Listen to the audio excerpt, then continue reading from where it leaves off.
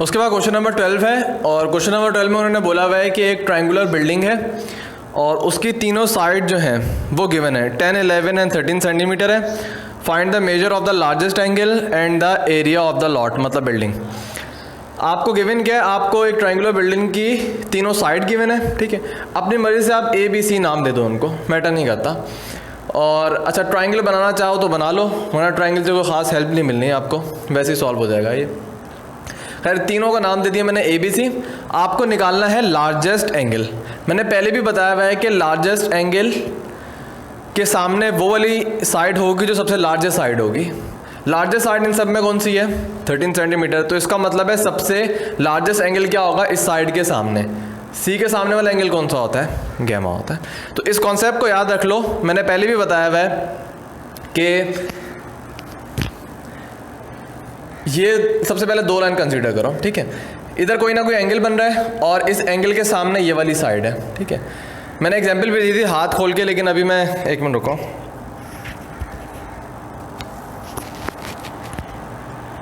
Example मैंने ये दी थी कि ये मेरा हाथ है, ठीक है।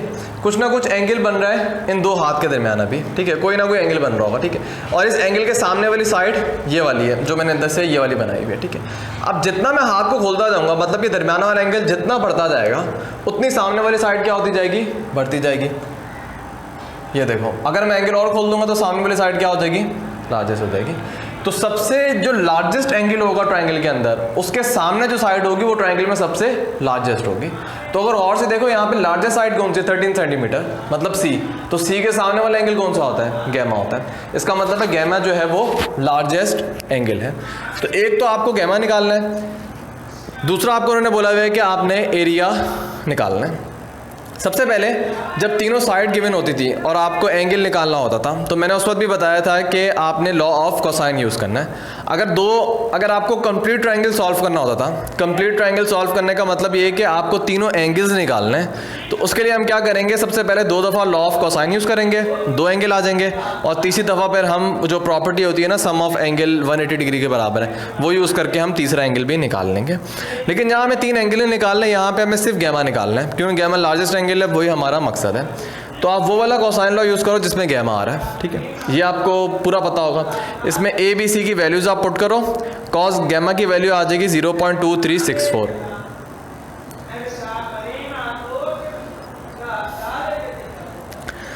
उसके बाद आपको चाहिए गैमा। आप क्या करो, कॉस इनवर्स फाइंड करो इसका। गैमा की वैल्यू आ जाएगी 76.33 डिग्रीज।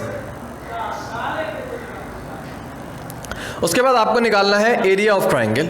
अब एरिया ऑफ ट्रायंगल के जितने केसेस हैं, अब इसमें आप वो वाला भी यूज़ कर सकते थे जो केस 3 है, जिसमें तीनों साइड आपको पता हो तो आप एरिया ऑफ ट्रायंगल निकालते हो।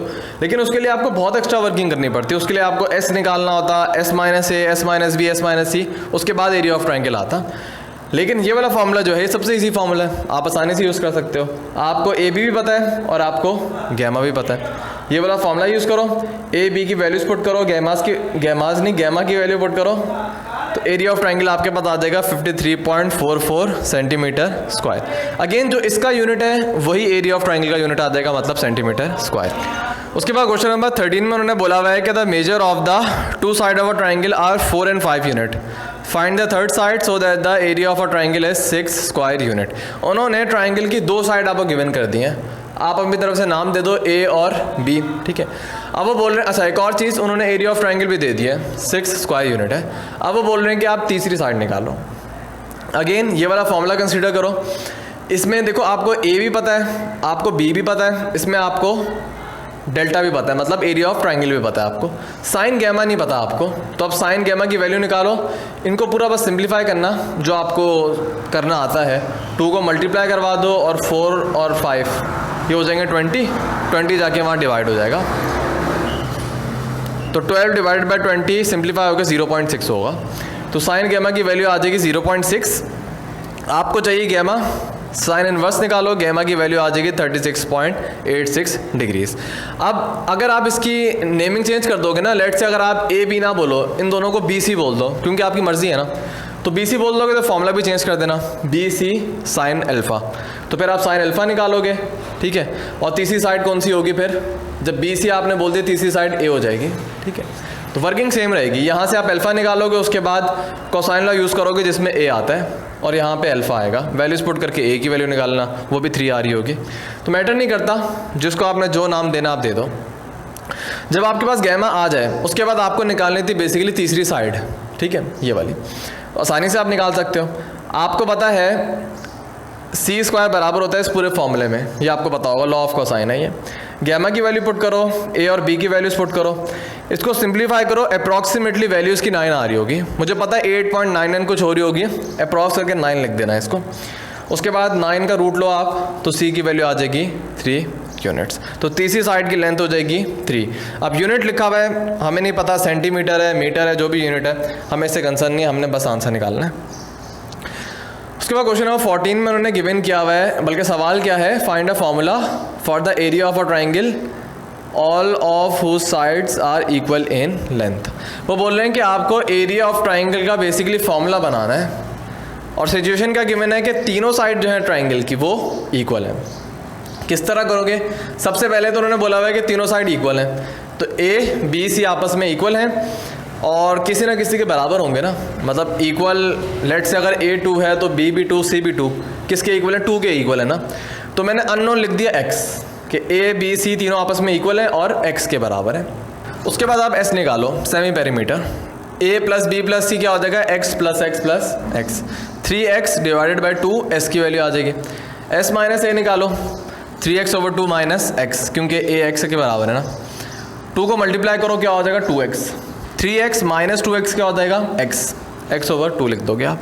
इसी तरह s माइनस बी भी x ओवर 2 आएगा, s माइनस सी भी x ओवर 2 आ जाएगा। एरिया ऑफ ट्राइंगल का फॉर्मूला पता है, s की वैल्यू पुट करो, s माइनस ए, s माइनस बी और s माइनस सी की वैल्यूज पुट करो। 4x है, मल्टीप्लाई हो रहे हैं तो x की पावर 4, और 4 ही 2 हैं, मल्टीप्लाई होंगे तो 16 हो जाएगा। 16 का रूट 4 और x4 का मतलब x की पावर 4 का रूट क्या हो जाएगा? x square. और रूट 3 का अगर आप अंडर रूट लो तो पॉइंट में वैल्यू होगी, लिखने की ज़रूरत नहीं है, आप डायरेक्ट रूट 3 लिख दो। तो एरिया ऑफ ट्राइंगल का आपके पास फॉर्मूला आ जाएगा रूट 3x स्क्वायर ओवर 4। तो इस तरीके से आप एरिया ऑफ ट्राइंगल का जनरलाइज फार्मूला निकालोगे।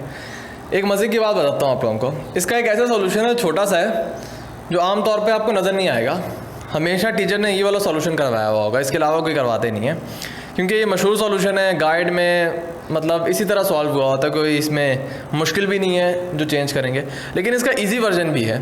इजी वर्जन के लिए आपको नॉलेज होना चाहिए, और किस चीज़ का नॉलेज होना चाहिए? नॉलेज होना चाहिए इक्विलेटरल ट्राइंगल का। अगर आपको पता हो तो एक ट्राइंगल होता है जिसको हम इक्विलेटरल ट्राइंगल बोलते हैं, जिसकी सारी साइड इक्वल होती हैं। मैंने पहले भी बताया हुआ है कि लेट कर लो अगर ए बी सी ये तीनों साइड इक्वल हैं, तो इनके सामने वाला एंगल जो होगा वो भी इक्वल होगा। ए के सामने वाला एंगल ये वाला होगा, बी के सामने वाला ये, सी के सामने वाला ये। तो अगर ए बी सी इक्वल है, इसका मतलब इनके सामने वाला एंगल भी इक्वल होगा। आपको पता है टोटल ट्राइंगल में एंगल क्या होता है? 180 डिग्री होता है। 180 डिग्री को 3 से डिवाइड करो, 60 आएगा। तो इसका मतलब है इधर भी 60 होगा, इधर भी 60 होगा और इधर भी 60 होगा, क्योंकि इक्वल जो साइड हैं उनके सामने वाला एंगल भी इक्वल होता है। ये थ्योरम है मैथ का। ए के सामने वाला ए अगर बी के इक्वल है तो उसका मतलब है ए के सामने वाला एंगल भी 60 होना चाहिए, बी के सामने वाला भी 60 होना चाहिए, मतलब सेम होने चाहिए। और ये आपको पता होना चाहिए कि इक्विलेटरल ट्राइंगल जिसमें तीनों साइड इक्वल होती हैं और तीनों एंगल भी इक्वल होते हैं, और क्या होते हैं? 60 डिग्री 60 डिग्री 60 डिग्री। ठीक है, जब आपको ये पता चल जाएगा तो यहाँ से आपको पता चल जाएगा कि अल्फ़ा, बीटा और गैमा तीनों क्या है? 60 डिग्री है। ठीक है, तो इसका बड़ा आसान फार्मूला बन जाएगा। ये वाला फार्मूला पे इस्तेमाल कर लो, इतने लंबे स्टेप करने से बच जाओगे। एटलीस्ट 4-5 स्टेप, आप 3-4 स्टेप तो बच ही जाएंगे आपके। इस वाले फार्मूले में आपको पता है 1/2 को अपनी जगह पे लिखो। ए क्या है? ए आपने x के बराबर लेट किया था, बी भी आपने x के बराबर लेट किया था, और आपको पता है अल्फ़ा बीटा गैमा तीनों 60 डिग्री के बराबर ही है। ठीक है, ये हो जाएगा 1/2 x स्क्वायर, और साइन 60 होता है √3/2। ठीक है, 2 से 2 मल्टीप्लाई होगा, √3/4 x स्क्वायर आ जाएगा। ठीक है, तो इसका ये वाला भी सॉल्यूशन है। आमतौर पर पेपर में आते नहीं है, जिस हिसाब का पैटर्न है वो देते नहीं है वाला सवाल। 12.5 में एक सवाल है ये, मेरे ख्याल में उसका नंबर 11-12 ऐसा कुछ है, 10 है उसका नंबर। सही है, तो 10 आने के चांसेस हैं, क्योंकि वो थोड़ा अच्छा सवाल है। ये काफ़ी पेपर में आने के चांसेस इसके कम है, 12 आ सकता है, सॉरी 10 आ सकता है, क्योंकि उसमें यही काम है लेकिन इससे आगे काम करना होता है। बहरहाल दे तो वो कुछ भी सकते हैं, लेकिन वैसे आपको बता रहा हूँ ज़्यादा चांसेस उन सवालों के होते हैं जो थोड़ी लेंथ में अच्छे होते हैं। लेकिन अगर ये आ जाए तो आप बिल्कुल इस तरह कर सकते हो, या 10 आए तो 10 का स्टार्ट आप इसी तरह कर सकते हो, कोई मसला नहीं है। ये वाला फॉर्मूला भी एरिया ऑफ ट्राइंगल का ही है, ठीक है। तो मैंने समझा कि आप लोगों को ये भी बता दूं, ये सॉल्यूशन तो आपने हर जगह देखा होगा, ये बहुत कम देखा होगा, इसको आमतौर पे नहीं करवाते, लेकिन इजी सॉल्यूशन है ये। मैंने इसलिए करवाया क्योंकि मेरा दिल चाह रहा था, मुझे वो पसंद है, ठीक है। लेकिन कर आप ये भी सकते हो, सिंपल सी बात है।